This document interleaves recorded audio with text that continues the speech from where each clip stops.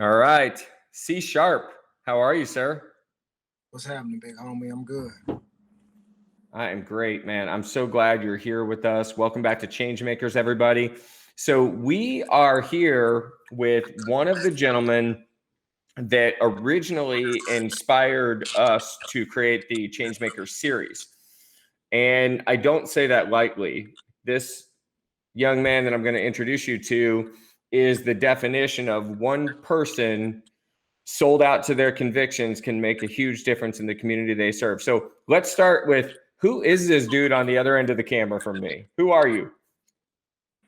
Man, my name is C Sharp, former hip hop artist of the year, song of the year winner, and the ambassador for the city of St. Louis. Proud father and just a community advocate to the fullest.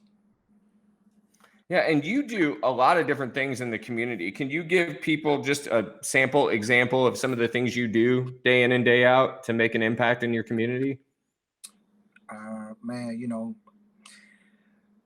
the biggest thing that we can do every day is, first, we got to have the blessing to be able to wake up and then, be able to look around and, see what needs to be done. So, um, I've just been able to organize things, for Christmas, back to school, things in the park, things to help facilitate public safety matters, to help get those conversations and stuff like that going, bringing solutions that could potentially help, cut into some of the, devastation that we see going on. I mean, I don't really think about it as what I can do.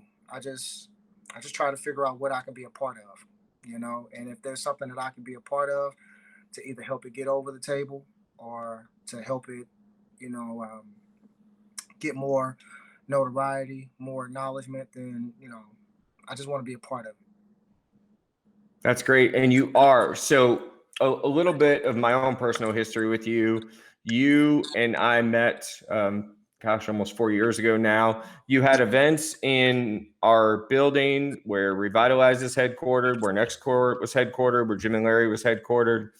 And you came down and you did a toy drive that raised hundreds of toys that you were able to give away to kids. We have those pictures.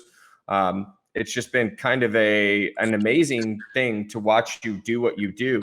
But I've got to ask you, there's a lot of people in the neighborhoods just like you that don't do the things that you do. So what has inspired you to do this? Why do you do it? Well, sometimes, it can come from a space to where, like, damn, I wish somebody would have done this for me when I was that age. It can come from that space, or, it can come from, somebody giving you an idea and they know that they may not have the ability to kind of get it over the table. But if they gave you the idea, then, you have the ability to manifest it. So, sometimes it can just come from other people and people use you as the canvas, that to draw on. Sometimes, you can see a dire need and, you can just have the ability to really actuate and cultivate the community behind doing something immediately and doing something just expeditionally. So, Yeah, and let's talk about that for just a second, because one of the things that I saw you do is there was a lady trying to get a community garden together. yeah. She was really struggling, and all of a sudden you stepped in. Can you share what happened there? Well, the biggest thing about it was um youth and is so necessary, when it comes to the change and stuff like that that needs to be made, just our energy and the things that we're able to bring to the table just naturally, our strength and charisma. It goes a little unnoticed, and people don't realize how much youth actually can change something. But yeah, that garden, man, was one of my first experiments when I got into the neighborhood. There was a lady named Marilyn, who was trying to organize the garden, and she didn't know anybody. She didn't know anybody to help with any funding. She didn't know anybody to help move any tree stumps. She didn't know anybody to help move any bricks. So um to her, let her tell it. She'll say, well, he was a godsend. He not only took on some of the work himself, but he also helped facilitate getting me in some of the spaces to get the LRAD to the property itself, and then meeting people like you and Larry, for potentially throwing some monetary funding behind it. And there was an idea that we actually came up with as a committee to self invest, and everybody at this table should be able to put in at least $100. So instead of going and asking the community for $1,200, it'd be easier to go and ask the community for $400, because of the investment that each person has made at this table.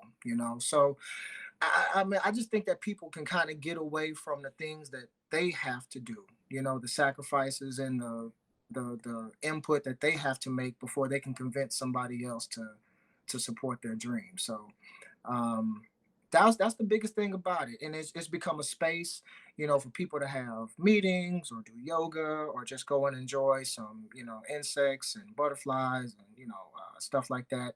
And it's just always something that you can drive past and be like, you know what, we did that. We did that right there. So Fantastic. Now, I'm assuming you've encountered some challenges along the way with some of the things you've done. I know you've been involved in some controversial topics, and people cast a lot of shade on you sometimes, but you always stand true to your convictions. You hold to what you believe. And I'm going to just ask you to speak to those that may be inspired from what they heard from you here today, that say, I want to do something. What advice can you give them about the challenges that they're going to encounter, and what advice can you give in general? the biggest advice I would say, man, is that you don't have to be great to start, but you have to start to be great.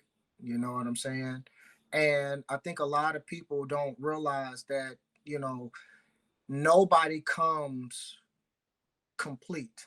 You become complete through the journey itself. So Right. um what you have to do is, first of all, you got to believe in yourself. If you don't believe in yourself and your ability to get the money you need, get the resources that you need, or make the time to go out there and get people involved, then you're going to have a hard time convincing anybody else. So the first thing you can do is just Sure. believe in yourself. And then the second thing is, when you do have people that believe in you, assume leadership, assume that leadership role, keep up with them, keep them on task, keep them on point. And if there's ever a lack in something that's going on, then you need to assume the role and foot the bill.